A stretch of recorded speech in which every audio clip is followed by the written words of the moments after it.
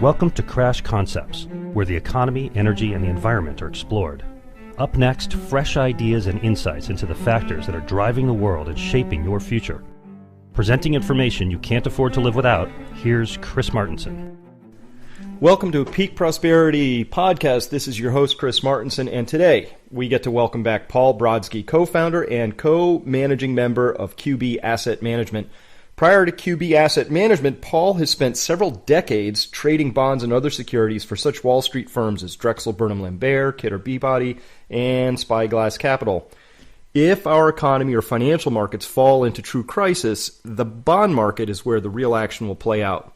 And the European bond market is now flashing warning signs that such a crisis may be in the process of unfolding. Hey, Paul, thanks for returning as a guest. It's my pleasure, Chris. Glad to talk. Awesome. Well, let's begin with your macro outlook. Recovery or recession, healing or hemorrhaging? Where are we in your estimation in the macro global story? Well, obviously, it's a very, what seems to be a very complicated, complex series of discrete, tangled events that are playing out in the political sphere as well as the economic and monetary policy sphere. And where we come down on this whole thing is there's not going to be, it's impossible to have a political solution to a balance sheet problem. And this is nothing new. We've been discussing this and writing about this for years now, since probably 2006.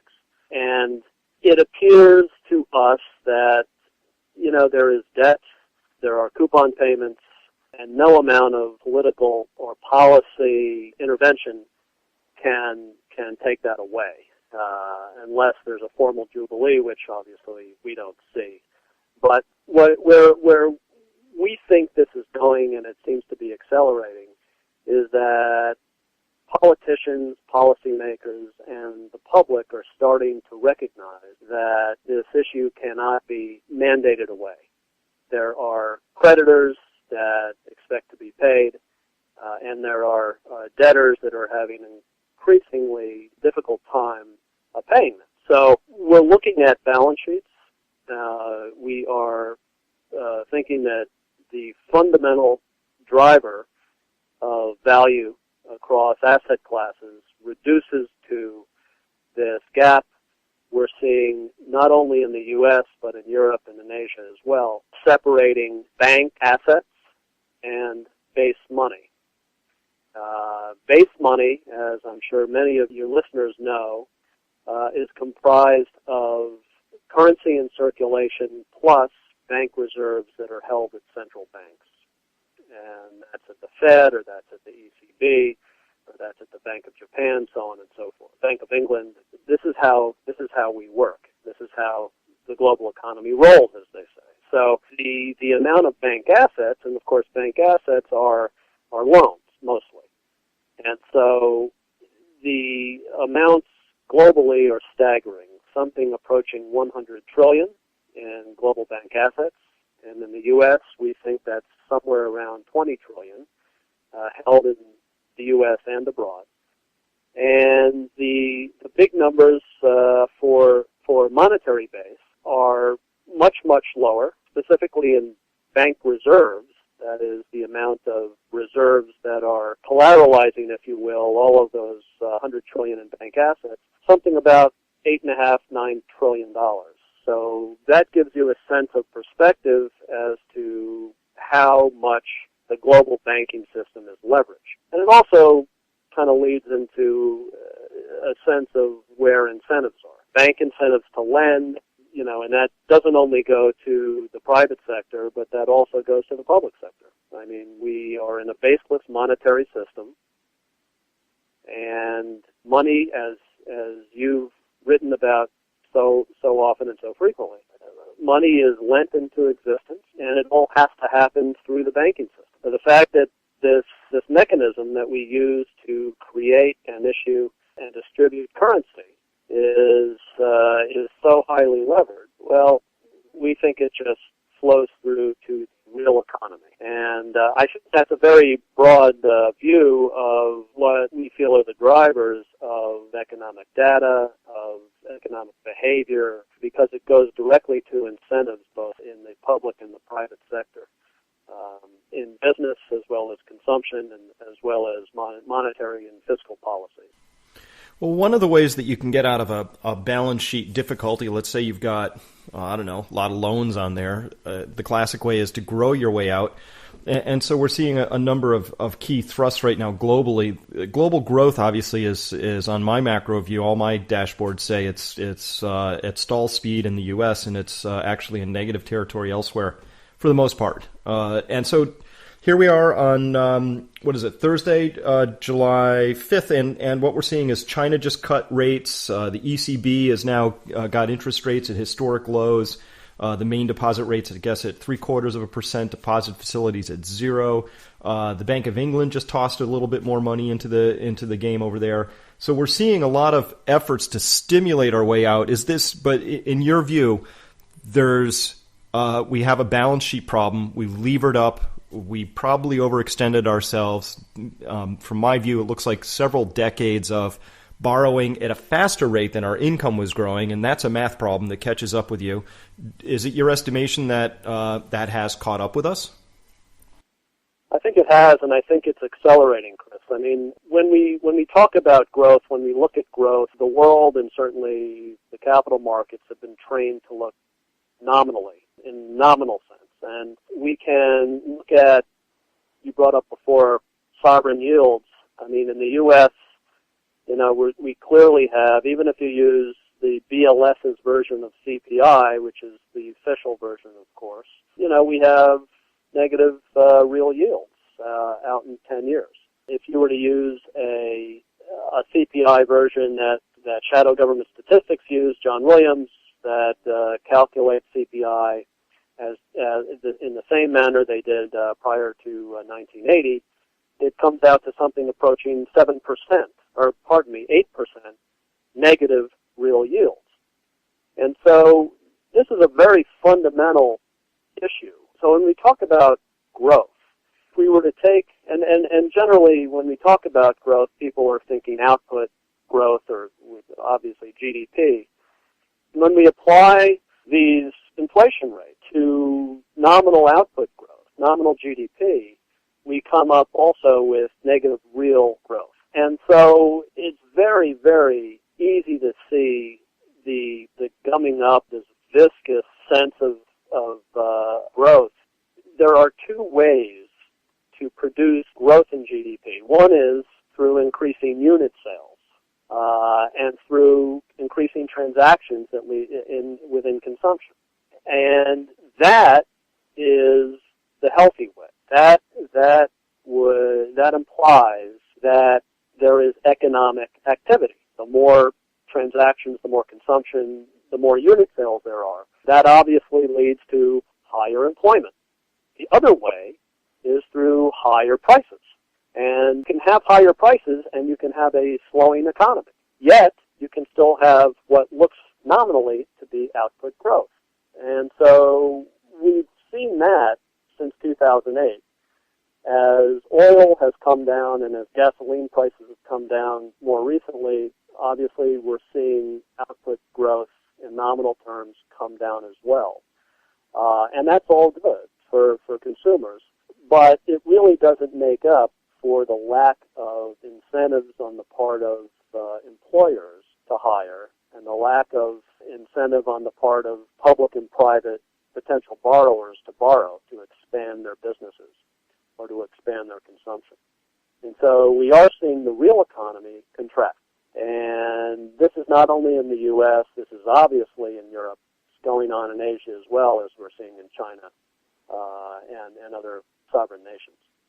Well, almost all of these bailout efforts I've seen, the ones directed at Greece, the ones at Spain, etc., almost all of them have baked into their proposals as to how they're supposed to work a rapid resumption to real growth. I saw that, I think it was just 6 months ago when they were first starting to really bite into the Greek bailout. I saw charts that said there was an expectation that Greece would basically flatline this year and be back to 2, 3, 4% growth starting next year.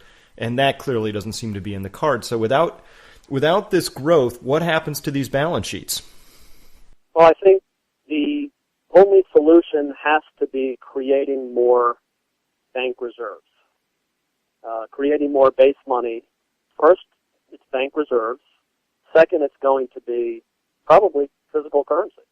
We have, when we look at, and let's come back to the United States because we have very good data and it's easily consolidated. But when we look at the United States, we see bank reserves held at the Fed of about $1.7 trillion. Now, it used to be zero. I mean, they used to not keep reserves at all, the banks, and we had a completely fractionally reserved banking system. Now we have, since QEs, we see about 1.7 trillion in reserves. As I said, on bank assets of about 20 trillion. When we further look at deposits, it's about 10 trillion.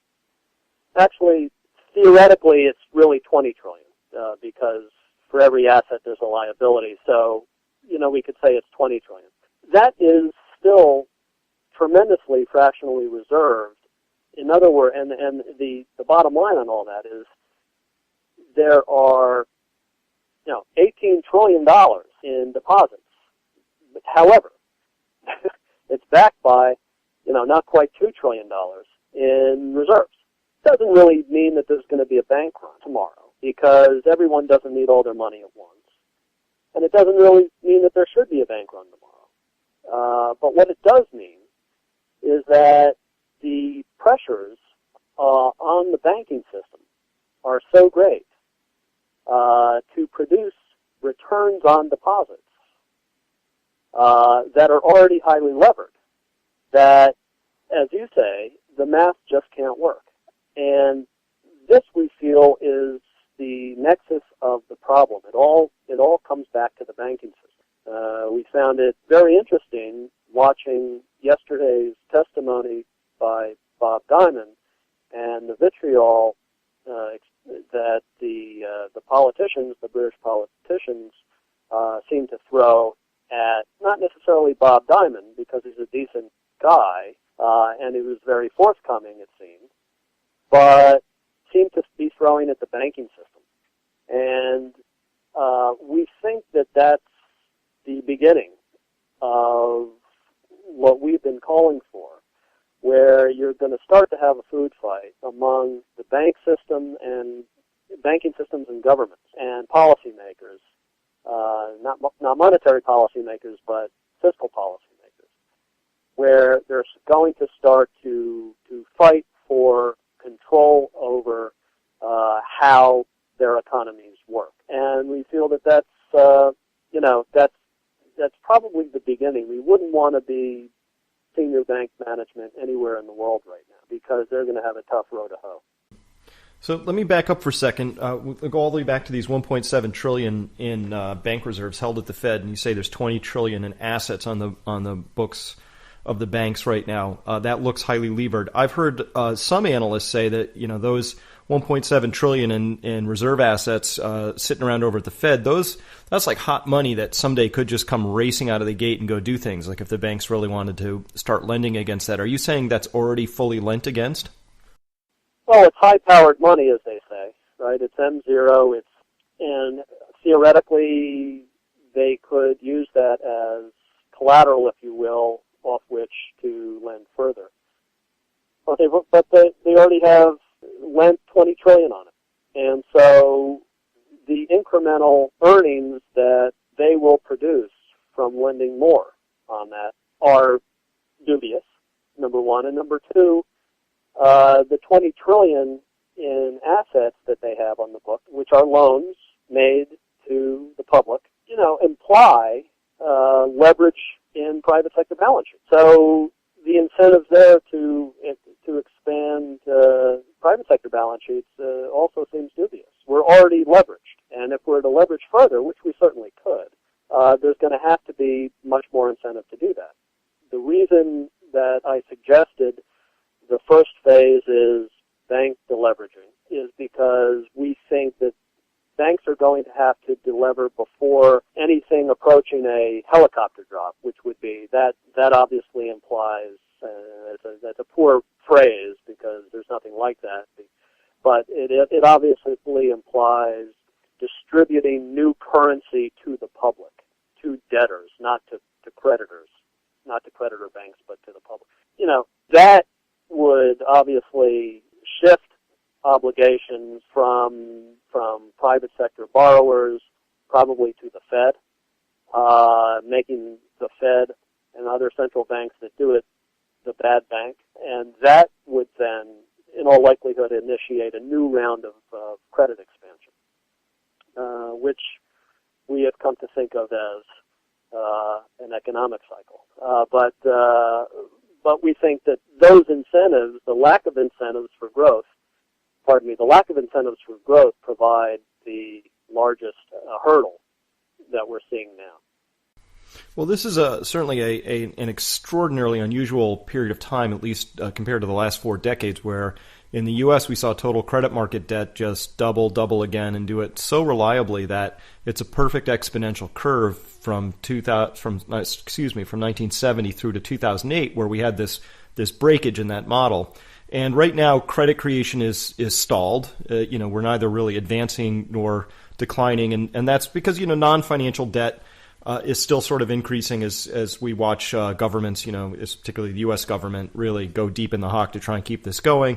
And the shadow banking system looks like it's shedding, its debt loads pretty rapid pace. And they're sort of at a standstill, more or less. But what we're not doing is continuing to grow our credit markets at these very high percentage rates, 6, 7, 8% per year, just very reliably. And so that alone is a giant shift in how debt is operating, how money is operating, what the kind of flows that we're used to seeing, how we've structured all our markets around these types of flows. So are you suggesting here that if we're going to get there, you said there's 2 things. 1, increase bank reserves. 2, increase physical currency. Let's get to that in a minute. But the idea here is that you're saying until and unless we can get those animal lending spirits back in the game, we're going nowhere, potentially even with risks of forced deleveraging waiting in the wings, potentially? I think that's right. I think the markets force the deleveraging. I don't think it's the marketplace forces deleveraging. And there are 2 ways to deleverage. One is to let credit deteriorate on its own in the marketplace, and the other is to manufacture new currency, bank reserves. And those are the only 2 ways to deleverage a balance sheet. And so the way, that's what we're seeing. That's what we should expect in the future. It's already a well-entrenched trend that we're seeing of deleveraging. What policymakers don't want to see is bank asset deterioration. That would lead to all sorts of bad things, as your listeners would imagine. You would see banks fail. You would see bank systems fail. You would see debtors fail. And it would just feed on itself in an accelerating fashion. And so monetary policymakers have no choice but to deleverage in the other way, which is to colloquially print money, manufacture electronic credits and call them bank reserves. And to the degree that extends into the private sector, where debtors begin to fail en masse, that would increase failures of the bank assets in turn, and within the mortgage-backed securities markets, for example, and the leveraged loan markets, and the private sector shadow banking system, they would start to fail as well, and those creditors reduce to pensioners, because if a money manager or a pension fund owns mortgage-backed securities, for example, well, it all reduces to the pensioner that's behind them. So, it doesn't work for anybody to have credit deteriorate. The only way to deleverage an economy is, as we're saying, to create new money with which to do it, create new base money with which to do it. So we're seeing that Europe's doing what it can do. I mean, I think first they chewed through German savings, and now they're I guess they're going to get down to the business of maybe printing a little more. They're easing for sure. We'll see if they get to printing. Bank of Japan obviously has been very aggressive at getting through its program of keeping its currency weak if possible through printing. The Fed punted on its last FOMC meeting, obviously just I guess they went for a little more Operation Twist, but that really is balance sheet neutral. Do you think there is more balance sheet expansion in the Fed's future? And secondarily, are they going to be late to the game? Should they have already begun that process, say at the last FOMC meeting? Well, it depends what they're looking for. Obviously, we think that they should have deleveraged years ago. In a practical sense, I don't want to get into fractional reserve banking, its merits and risks. I don't want to get into hard money and its merits and risks. That's not what we're talking about today. But in the current framework of what we have and what we're dealing with, practically speaking, they should have deleveraged years ago. They should have printed money and destroyed currencies years ago, certainly in 2008, if their goal was to induce growth as quickly as possible. They should have deleveraged years ago. So I do think that once Operation Twist runs off, if not sooner, they will go to QE. I think that the Fed has had somewhat of the ability to delay, because we've seen this nominal growth. We haven't gone into recession. We've had issues in Europe that make the U.S. seem healthy by comparison, and all the focus seems to be on Europe in terms of risk. However, the marketplace and the markets are not forcing the Fed to act. Banks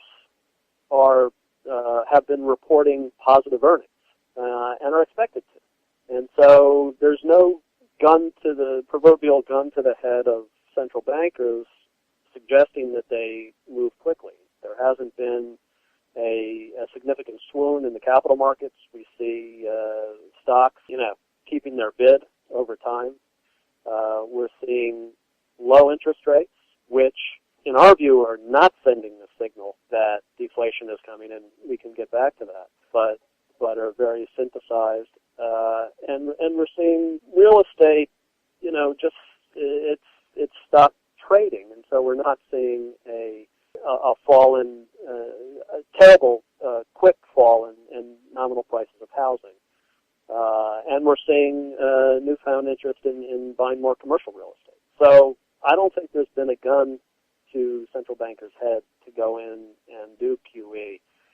I think the outcome is absolutely set in stone, and that is they have to do that, and they have to do it until such time as they transfer enough of the obligations to their own balance sheet to make the banking system healthy again. I won't hold you to this, but if you have any back-of-the-envelope calculations, how big of an expansion do you think that is when all is said and done? Oh, I think they're going to have to get close to the $20 trillion. It's I don't know how in bank assets. I think they're going to have to, for all the world, look as though they are reserving bank assets. So, whether they're allowed by the markets to do it incrementally, or whether they have to have some policy administered deleveraging, which obviously would be a devaluation of the currency, is up to the markets. I can't say what extent that goes to. What we've been seeing so far is the mechanism of debt monetization. That's a central bank just can't print money out of thin air and distribute it. They've got to buy something for which they print money, and then they print the proceeds and distribute the proceeds. That's the way it works. And so what they've been buying is debt. They've been buying treasuries. They've been buying mortgage-backed securities. They've been buying what seems to all the world to be high-quality debt, and they've been manufacturing the new money and then distributing that. Now they've been distributing in the U.S. only to banks. They haven't been distributing it to debtors or to society. But that's the way that the mechanism they use to print money. A devaluation would entail buying assets and printing new currency with which to buy assets. And, as a mind exercise, I don't think this would ever happen, but if the United States, so let's go to Europe, if the ECB or if Greece tomorrow decided that it was going to sell Mykonos to China so that China could put a deep water port to house their aircraft carriers, and they were going to charge China, let's make up another number, let's say $1 trillion for Mykonos or some other island to do that. Well, they'd be out of debt. They would have sold, but the point here is they would have sold an asset. They would have received yuan, or they would have received dollars, that $1 trillion in China's bank reserves, and they'd be out of debt. They'd be the most solvent of all the European members. Will that happen? Obviously not. It won't be allowed, but the point here is you can either monetize debt or you can monetize assets. Okay? In this very poor example, Mykonos or an island would be an asset. The same is true in the United States. You could do this anywhere. You could sell assets. You can sell Alaska for $16 trillion and retire U.S. Treasury debt. Obviously, no one has $16 trillion to buy it, and we would never do that. Or you can sell an asset on the balance sheet already or revalue an asset on the balance sheet already of the Treasury or the Fed. And obviously that asset we think is gold. And that's the monetary asset that they've always reverted to in the past, and that's the one we think that currencies, currently baseless currencies, will be devalued against. And so that, we think, is the mechanism that is ultimately going to play out, whether in the marketplace or through some policy-administered devaluation. Currencies are going to be devalued. And that's where we sit right now. Timing this is impossible. We think the amount it has to be devalued by, getting back to your original question, has got to be the amount of, or something close to the amount of the gap between bank assets and bank reserves. So it's a significant number. It's a big number. So as a first step, you're thinking probably a little more of the same, where in this example, what's happening is the central banks will continue to buy debt instruments, also known as assets, in this confusingly in this story, because what we call assets and debt are the same thing in the banking world. For some people, that's confusing. At any rate, the first step would be a little more balance sheet expansion using the typical vehicles, trying more of the same. It's just basically keeping our noses just out of the above the waterline. As a second step, you're saying we have to obviously we can revalue against an asset. So Mykonos or Alaska, or what do banks have? Well, they really only have two things on their balance sheet. They have a whole bunch of debt instruments, and they've got gold. That's it. So gold in this case is Alaska, and you're saying that what we would do is see as a probable, the only way out of this, you're saying there's really, it's inflate or die. To make it very simple, the die part is this: we have this market-forced deleveraging. It's a self-feeding spiral to nowhere good. It's a very destructive process. It's going to be avoided at all costs. Let's be honest, central banks don't actually have any physical limits on what they can do, maybe only political limits or market limits. And if they coordinate well enough, there's really there are no market limits, because which market would rebel, I guess. So is that roughly correct? And you're saying that in this story, we don't know when, timing's hard, but we're going to have to devalue the currencies. It's really the only way out of this particular story at this stage as you see it. That's exactly right, Chris. And, if Treasury ministries literally own the gold, we see them as, and being the ultimate issuers or obligors on the hook for currency repayment, we see them as lending the gold to their central banks so that this mechanism, this asset monetization, devaluation can take place. And so we think it's the only way out, ultimately. And we'll see that happen either in the marketplace or through proclamation at some point. It's really what has to happen. And this couldn't have happened, by the way. Let me also tear down a bit the analog of the 1930s to today. The reason that central bank could not do this in the 1930s was because gold was already money. It was already backing money. Today, as you point out, that's not the case, and so there's no physical limitation on the amount of currency that central banks may manufacture. And so this is a completely viable way to deleverage the system, and it's by purely destroying the currency that we have. And they're debt currencies, so we're going to destroy the debt in real terms behind them, but not destroy them in nominal terms. That's the net effect of all this. Destroy them in real terms, but not nominal terms. And in other words, the purchasing power of the currencies will be destroyed. Yet all the you'll still have the dollars, you'll still have the euros, you'll still have the yen in your pocket, and you'll have quite a bit more.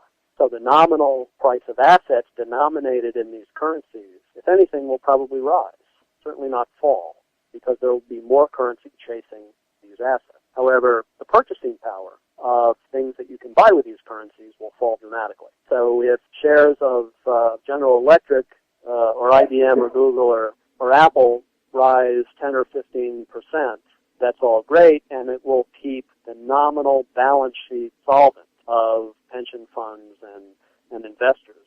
However, you may have a head of lettuce that sells at the supermarket for $30. So clearly, levered financial assets will not keep pace, in our view, with the general price level. And that is the crux of the matter. It's solving for real returns as opposed to solving for nominal returns. Interesting. So if we hold gold as one of these assets, are you making the case here that this is a good time to get involved in other hard assets? Commercial real estate came up already in this conversation. Is this time to take advantage of generationally low interest rates, lock up some assets and wait for this inevitable devaluation? Is that one way to protect yourself? It's a bit tricky. Real estate used to be real. And by that I mean since the advent of the mortgage-backed securities market, and certainly I was a part of that, and new technologies and innovations, what we have today are the ability of private investors to act as creditor. So in effect, a pension fund that allocates a certain percentage of its capital to a large mutual fund or money manager, who then takes that capital and invests in the mortgage-backed securities market, is acting as creditor. And this has made the funding of real estate very broad-based. Many of the funders of real estate today, both residential and commercial, are leveraged. They're actually borrowing effectively from the banking system, money, in effect credit, with which they buy mortgage-backed securities. Buying the mortgage-backed securities, in turn, increases or at least maintains the value, the equity value of the real estate, of the building, if you will. So in effect, the asset values that underlie the market, where it's priced today, are in large part contingent upon the overnight funding of those assets. So what was, once upon a time, a term-funded, meaning 30-year, whatever it may have been, a very well-funded or outright for cash when more homeowners owned a greater percentage of their homes in equity, has become really a financial asset. And that all reduces the marginal value of a home, or the marginal value of a commercial real estate reduces to the overnight funding provided by the banking system. I don't know if that's too obtuse, but if you think through it, a hedge fund that goes out and buys MBS, mortgage-backed securities, or commercial mortgage-backed securities, or leveraged loans that are backing real estate, or something of that nature, can only its NAV, that hedge fund's NAV, relies upon the ability to fund itself overnight through the banking system. So, what is the value of the home or of the strip mall that flows through to the to the hedge fund? Or it completely depends on the funding, and it's become overnight funding. It's not term funding. So it's a long-winded way of saying, is commercial real estate or is housing or, or residential real estate a good place to put your money? Well, it depends on A, if it's term funded, and B, if the bid for that real estate relies on overnight funding. If it's term funded, then that's good. You bought it well, it's funded well. You're not going to be taken out of your property if things get squirrely overnight. That's good. However, if the value of your asset, the value of your real estate relies on the continued overnight funding of anyone that might potentially come in to buy your real estate, then we'd argue, well, you may have a difficult time because it's a market. So we're not too sure that real estate is the cleanest way to play inflation.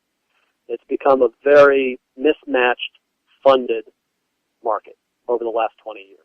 So, of course, extraordinary timing issues, but for the sake of argument, it's October, say, and all of a sudden there's an announcement, Federal Reserve in cahoots with the ECB, Bank of England, maybe Japan, they all get together and they say, hey, we've decided to sort of really go into this next round of printing, and we're going to do it, pick a number, $5 trillion as a next starting point. That's what we're doing. We're going to wade right in and we're going to buy more assets, in this case mortgage-backed securities, more sovereign debt, whatever's lying around out there that they want to go and grab. Would that be a moment that you would, in my world, that's a moment where, that like a starter pistol that says, get rid of your cash reserves, go buy stuff, of which real estate might be an example? It may be. Again, though, you could be right, and certainly there might be a very good trade there. At the end of the day, real estate has always come down to demographics, and whether or not you'll have more investors or homeowners coming in to borrow to buy real estate at whatever prices they're at, seems to me to be unknown. So you may be right, but it's not as clear to me as other types of investments, only because the real estate market is already a very leveraged and mismatched market.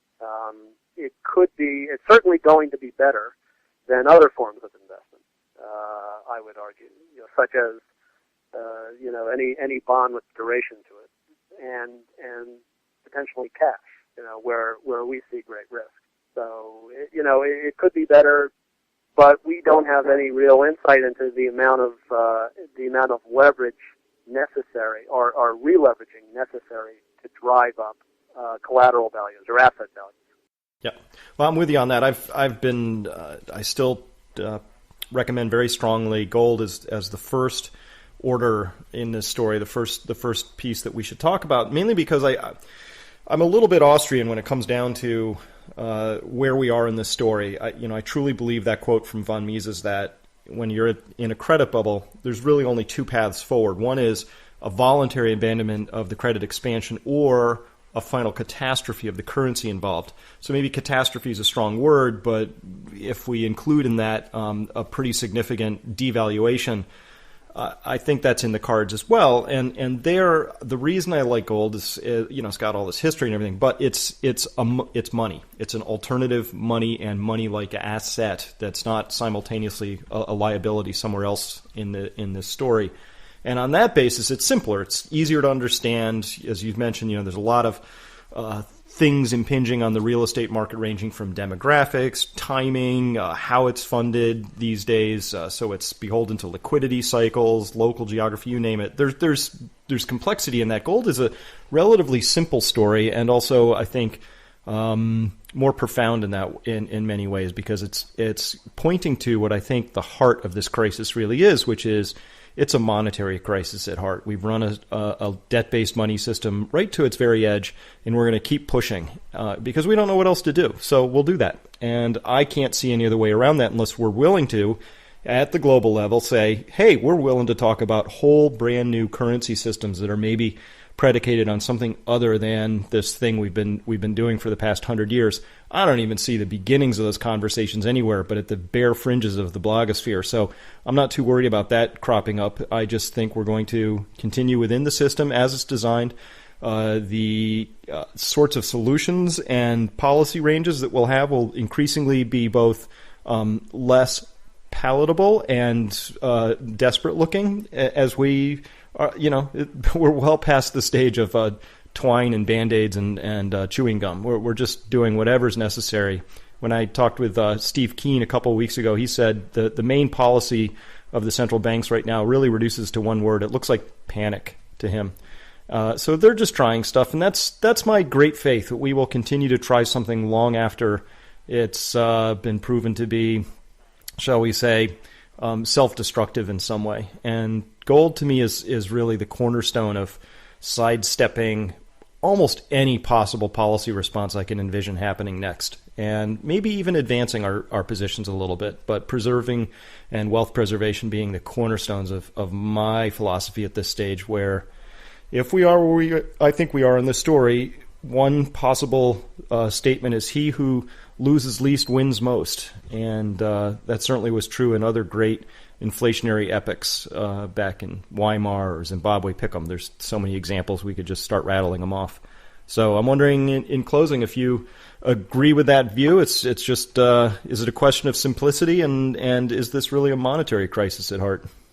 I agree with that unequivocally, Chris. And I would say that, you can invest in gold when it's undervalued relative to baseless money. Ordinarily, you would save in gold because it's money, as you suggest. Today, gold, in our view, is a wonderful investment because there's a fundamentally ridiculously cheap arbitrage where that is, in our view, collapsing the spread between bank assets and bank reserves.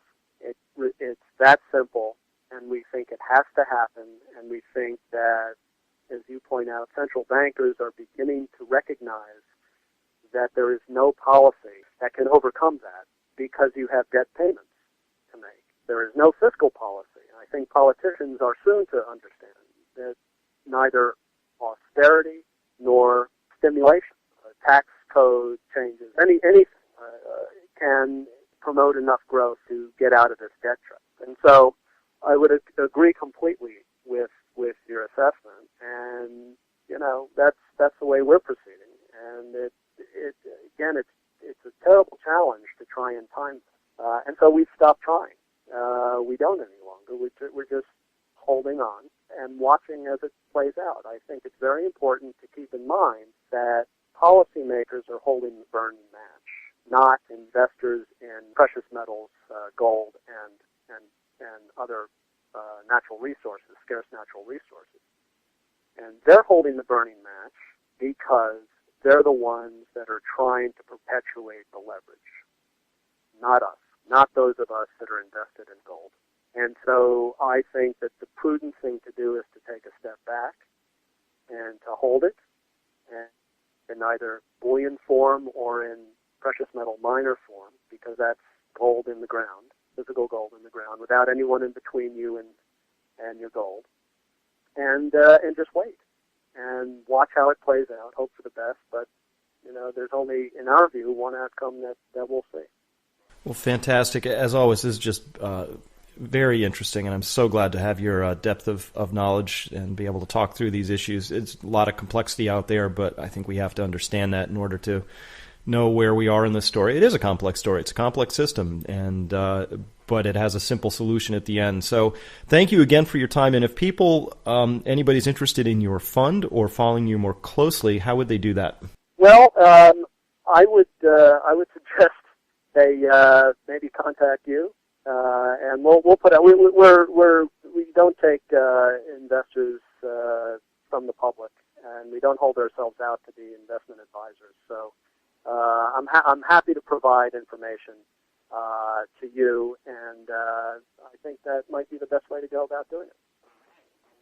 All right. Well, fantastic. Hey, thanks again, and enjoy your upcoming weekend.